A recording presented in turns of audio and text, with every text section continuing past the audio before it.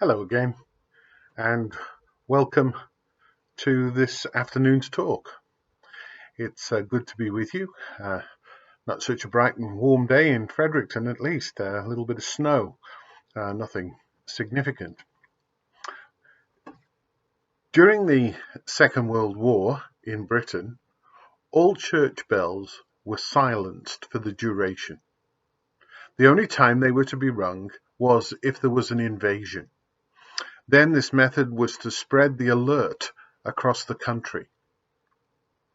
In May 1945, the prohibition was lifted as victory in Europe was achieved and the nation celebrated. Church bells have a long tradition of being used at critical times in the life of countries around the world. Today, I received an email from a friend in Halifax asking if I would publish a call for our church bells to be rung on Friday evening at 6 p.m. in tribute, remembrance, and solidarity with the people of Nova Scotia in the light of the tragic events of last weekend. It is hoped that this will be done across Canada, and it will be followed by a vigil on Facebook beginning at 7 p.m. ADT. It's interesting that even in these days of instant communication, we often turn to older ways in order to mark important events.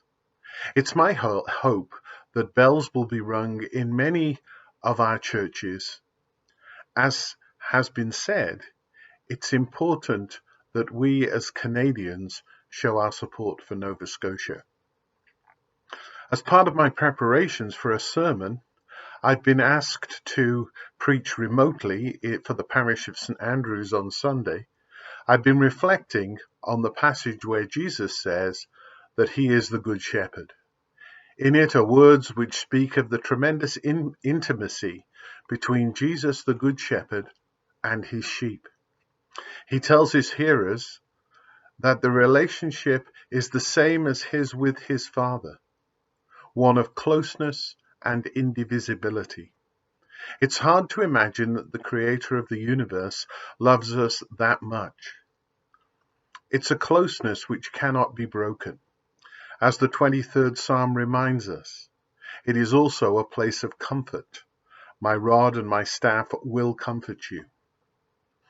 The sheep that is fearful, lost, or lonely will be cared for by the Good Shepherd. John also reminds us that the Good Shepherd laid down his life for his sheep by his own choice. As we recalled so recently in Holy Week, the suffering servant suffers with his people because he has suffered. He takes our suffering into himself and brings healing to us. In these hard days, we can rest in the mercy and love of God. We continue to pray for Nova Scotia. Thank you again for being here today. I trust that you are well. Don't forget the litany tonight at 6 p.m. God bless and stay safe.